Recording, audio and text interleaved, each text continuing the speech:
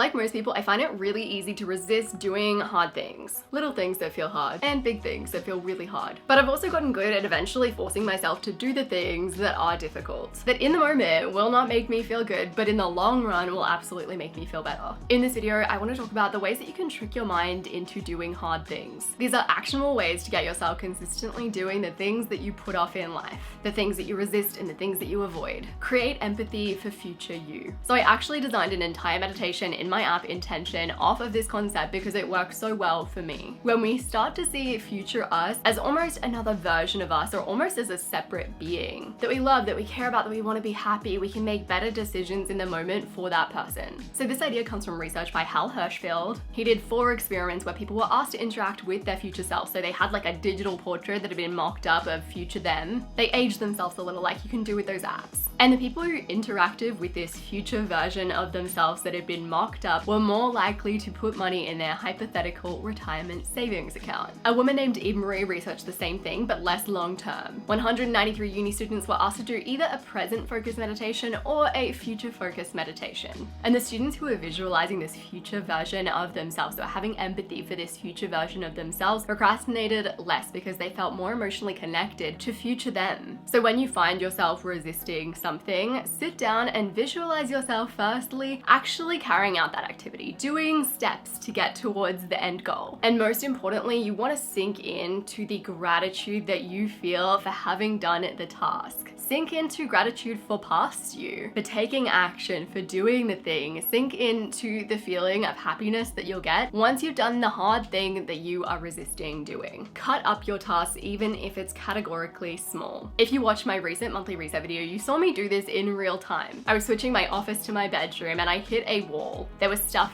everywhere. And I don't show my emotion as much in the video, but truly in that moment I was like, I want to give up. Like, I'm done. The task had gotten so big in my mind that I just felt like stopping, but instead I decided to break it down into tiny pieces. I opened up Notion and I created a checklist that looked like this. Something that I've noticed consistently is that while I may resist a task itself, I don't so much resist breaking it down into a checklist. That's something that I'm like, yeah, I'm capable of doing that. It also feels almost procrastinating. You're like, well, I'll just do that instead of doing the actual thing. Any task, no matter how small, can be broken down into smaller steps. Read one page of a book can be turned into a checklist that looks like this. Having a shower can turn into a checklist that looks like this. You want to think of yourself like a kid with an apple. If you gave a kid an entire apple to eat, will they eat it? Maybe, if they love apples. But even still, it's hard to get kids to do things. They'd probably take a bite, leave it on the table, forget about it. But if you cut the apple up into tiny, chunkable pieces, they're gonna keep on going back, getting the tiny pieces. We often misinterpret resistance and lack of clarity. I can't tell you how many times I have quoted Dan and Chip Heath saying this. Create empathy for the beneficiary of whatever you are doing. So Gretchen Rubin has the 4 Tendencies personality quiz. It's not validated by research, but it's fun, it's helpful, it makes the girl think, and that is all one needs sometimes. When you do this test, you might come out as an obliger. So if you're an obliger, you are motivated by friends, by family, by people having external expectations of you. You're gonna struggle to do something if it's just for you, but if you know that it's gonna improve your best friend's life, you're much more likely to do it. If you relate to that, when you are stuck on something that is hard, when you find yourself resisting doing something that is hard, visualize the person that will most benefit from what you are doing. Just note that sometimes that might be future you. This is something that Adam Grant, the author of Originals and Give and Take, does when he is struggling to get himself to do something that he simply does not feel like doing. He musters that motivation by asking himself how what he is doing will benefit other people. If you can't do it for yourself, figure out how you can do it for someone else. This video is brought to you by no one really, but I do have an app called Intention that I wanted to talk about. So on this channel, I talk a lot about concepts. I talk a lot about ideas. Intention is where you would go to actually take action. It's filled with simple, actionable self-care and mindset exercises in the form of things like audio journaling. It has meditations like the Visualize Your Day meditation, or more recently, I added the procrastination meditation, which is all about visualizing future you. I've used it multiple times. I'm going to have the link to sign up to Intention to download the app on your phone. If you click the link in the description down below, you'll be able to access my app, Intention. Work in bursts. So the other day I had a whole bunch of things that needed to get done, but I simply did not want to do any of them. The resistance was really high. So I compiled a list of these things. I hopped onto YouTube and I typed in 5-minute interval timer. I pressed play. For those first 2 5-minute bursts, all I did was actually break down every single task. So I did what I was talking about before. I chunked these tasks down so small they felt a lot less difficult to start. For the next 5-minute burst, I worked on the first task. When the time went off, I moved to the next, and then I just kept on rotating through all of these tasks. Some of these tasks have been on my to-do list for 3 to 4 weeks, and I just hadn't gotten around to doing them, but doing this got me like halfway through them. This goes against all traditional advice. You are task switching. There is absolutely no deep work, but when it comes to times when you're just feeling wildly resistant to doing the hard things on your checklist, this is a great solution. Firstly, there is variety. Because you're moving through all these tasks, you're rotating through them all, your brain's like, okay, fun. It's a lot more interesting than just sticking to one task.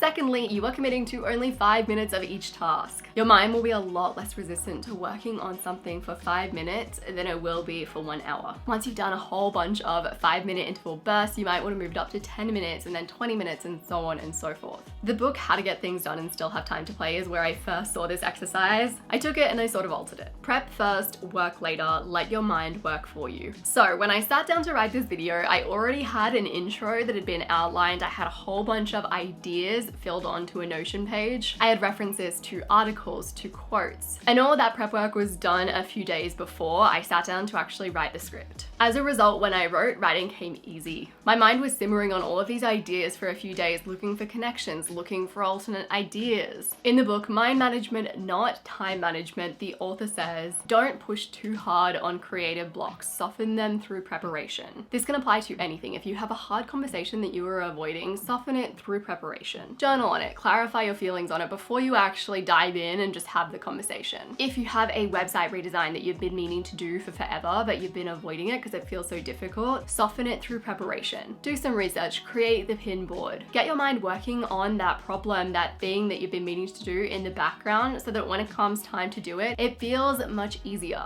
Set up routines for the tasks that you regularly avoid. Write a list of the tasks that you avoid the most. Then write a list of the systems, the routines, the checklists that you could put in place to make those tasks easier to do. A lot of the things that we resist are the things that we do regularly, and you really just want to look at those things and ask, how can I systemize this? How can I make it so that it's hard to resist these things because they're so embedded into my routines and my systems? So for me, a good example of this is I will resist a hard conversation. Even the little ones, I'd simply rather eat dirt. It's how I've been raised. But I also know the importance of having hard conversations. However, when you are in a long-term relationship, obviously that's going to become a problem. But thankfully, we now have a weekly routine of a weekly relationship meeting, and as part of that meeting, we talk about any little problems, anywhere we're feeling like we're not getting enough attention, anything that we may want to divert and do differently. There's a space to bring those things up. It's a system that not only helps me to overcome avoidance of hard conversations, but it also does a whole bunch of other great things. If you're interested in that, I did go over a bit more of what we do in that meeting in my monthly reset video that I uploaded recently. Build systems in your life, create routines, create rituals that get you on top of your avoidance before it starts to become a problem. I'm still absolutely not perfect in this area. I'm still working on how I can do this better in other areas of my life, but by building that system in my core relationship, oof, big difference. Don't push against resistance, redirect your energy. There's something to be said about pushing through your resistance sometimes. But Niklas Luhmann, who was a German sociologist who wrote up to 70 books in a bunch of different fields, and a bunch of those books became like critical pieces of work in said fields, had another method. His approach was one that was filled with ease. In his words, I always work on different manuscripts at the same time. With this method to work on different things simultaneously, I never encounter mental blockages. So whenever he encountered any resistance to whatever he was doing, he would just move to another project that he had on his plate. He'd make sure to keep on coming back to his original project later when he felt less resistance. But to deal with resistance, he simply redirected his energy. In a way, this is kind of similar to the 5-minute burst method, but that has a little bit more structure. You're rotating through things, and as soon as you feel resistance, the 5 minutes is kind of over, so you move to something different. Something that I didn't talk about in this video is how to make tasks more enjoyable, and that's only because it's something that I've talked about quite recently, but it also feels like an essential piece of this video that's missing. So if you want to learn more about that, you can watch my video on how to make change easy. That's going to be linked on the screen as well as down below. I talk a lot more about making tasks more rewarding in and of themselves so that they're easier for you to do and harder for you to resist. That video is linked on the screen and down below. I appreciate you so very much, and I will see you soon.